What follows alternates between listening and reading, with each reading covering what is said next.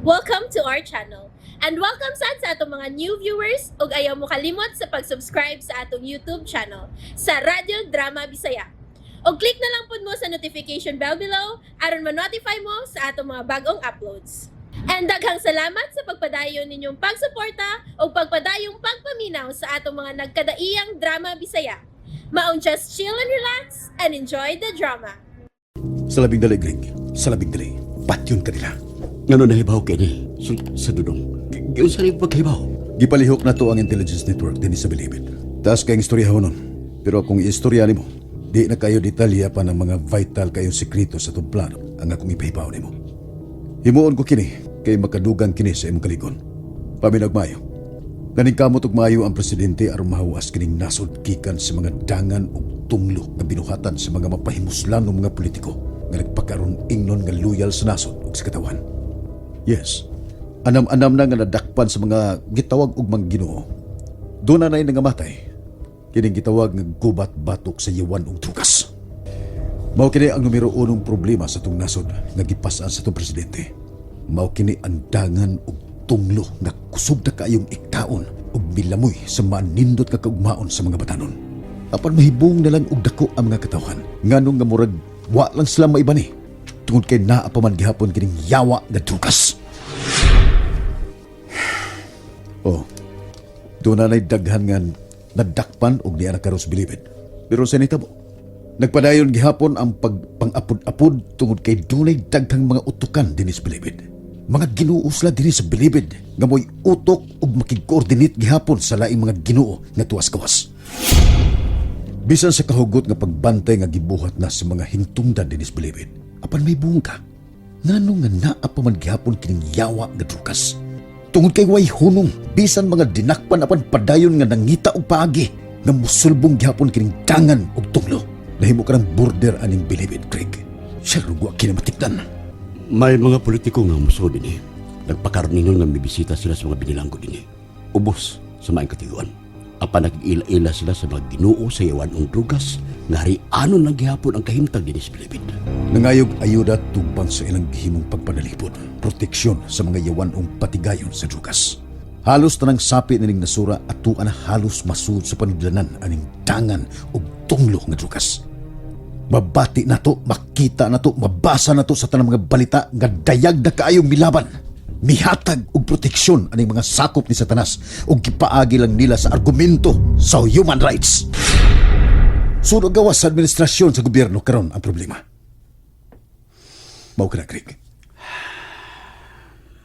Ang kinasingkasing nga tumong og damgo sa presidente, gitubangan og yawan og tumong sa iyang mga kaaway. Mapolitika man ug sa tawhanong kitungod. Pigrabe ng krimen, gumikan sa yawan ug drugas. Milihok ang presidente aron sumpuon ang nagkalinlaing krimen gumikan sa drugas. Apat ang mga oposisyon magdungan og kanta aron sawayon og daoton ang presidente nga nining kamot aron masumpo kining panghitabo sa nasod nga iya sa yawa kinsa may kilabanan ug gitabangan sa mga oposisyon. Ha?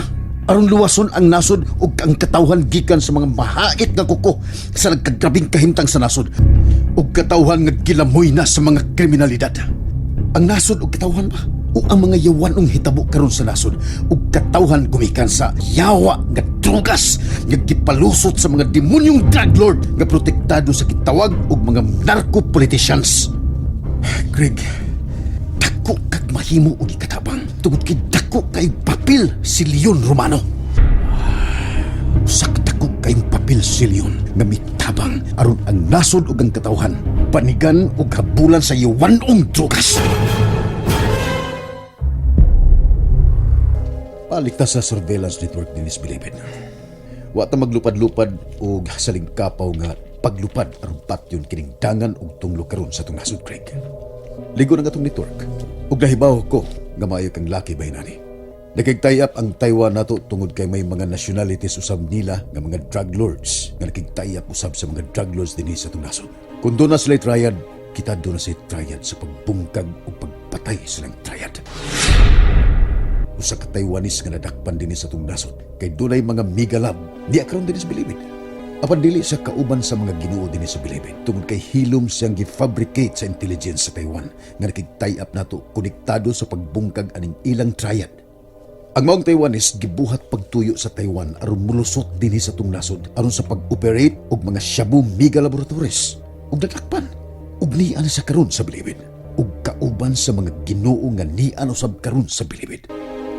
Apan wa sila masayod nga ang maong Taiwanese atong kauban ug mo'y tighatag nato og informasyon bahin sa mga kalihukan dinhi sa sud sa bilibid ug sa gawas.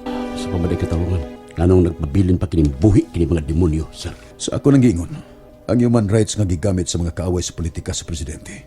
Mahimo mang pamatyon ni sila kay mangutana ta o dili kung angay bang pamatyon kini mga sakop sa yawa. 85% ang uyon nga pamatyon kini mga tawana. Apan magpabilin kitang magpugong Greg. Nasayo na kitang giunsa ang presidente sa mga dagkong nasod din hapit na nila himuang legal ang yawanong drugas silang nasod. Magpabilin sa dinis bilibid kay gihimo na to silang gatasan sa mga impormasyon kung unsay mga lakaw sa ilang patigayon dito sa gawas. Ug niya ang laing makapatindog sa itong palibog, Greg. Paminaw, kay mikatag na karon sa nasod ang mga sanga sa ilang triad. Nagitawag og Lucifer's Triad. Usubon ako, triad ni Lucifer nga sa pagkakaroon, dili lang kay drugas ang gipakuyanap, kundi ang pagsimba ni Lucifer. Bitaka na sila, Greg. Di ana sa itong nasod. Hilom silang naghimo o nagtukod o kulto din sa itong nasod. Matod pa sa report nga nadawat, mahimo na gani kuno silang musukol sa pwersa sa gobyerno nga ning nasod. Matod pa sa nadawat nga report, duna na sila mga soldiers, mga batalyon nga ila na karong gibansay-bansay, Greg. Doble-doble ang tumong aning mga sakop ni Lucifer, sakop si Yawa. Tumong sa pagpakikonsabo sa mga kaaway sa presidente aron sa yun na yun alang nila nga mailawom ang nasod ug katawhan sa yawanong drugas. Ug dili kini layo nga mahitabo ug dili kini imposible tungod kay ang mga kaaway sa presidente karon dayag nga bilaban sa mga tigpayuhot sa drugas ginamit nila. Usbon ko ang argumento sab sa tawhanong katungod. Gisigihan nilang saway ang matinud-anong tumong sa presidente nga sumpuon ang mga kriminalidad din usaragay gigikanan og kini mao ang yawan ug drugas. Ang sunod nilang tumong, buhaton gyud nila kutob silang mahimo nga ilugod gyud nila kining nasod aron mailawom na sa ilang pagmando. Karon mao kini pangutana. Unsa na kay dagway unya sa atong nasod kung sila mao'y mamunuan? Hilom na silang nagbansay-bansay sa kaugalingon nila mga hinanib nga mga sundao, Greg. Buabot ang panahon kung dili kini sila mabungkag, i-take over nila kining atong gobyerno. Greg, usa na ani si Leon. Pagkakaroon, matud pa sa tao, may usa na siya kasosyedad sa maong kulto. Tuna na siya mga sinaligan kayong mga markmen, mga hinigo ginamit ang klase-klaseng armas, Greg. Iyang anak nga nabantog usab nga hingigo kayo mo'y nag-train aning katawana. Daghan na sila ug makig-alyansa kini sila sa mga kontra sa presidente ug makig-alyansa sa mga terorista nga taod-taod nang nagkasud dinhi sa itong nasod. Buto ka bas Biblia, Craig? Bisan ingon lang ko ini kadaotan o bakasasaha sa dudong. Bituo ko ng Biblia. Pulong sa Diyos. Bituo ka sa Antikristo? Naasa unang Juan 2:18. Bisan karon adunay daghan nga mga Antikristo. Unang Juan 2:22. Kinsa ba ang bakakon? Apan siya nga nagalimod nga si Jesus mao ang Kristo. Siya Antikristo.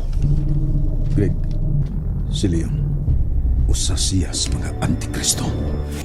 Si Leon ang nag-finance. Siya ang nagbayad o mubayad sa imong kamatayon. Mao kanay source ang atong nakuha gikan sa maong Taiwanese, Greg. Mamatay giday ko sa dudong. Kinsay nag-ingon nga mamatay ka ug mosugot lang sab ko nga mamatay ka, Greg? No, Greg. Di ka mamatay sa dayon. Apan mamatay ka lang sa mubo nga mga oras. And there you have it, everyone. Stay tuned sa atong next episode. Bye!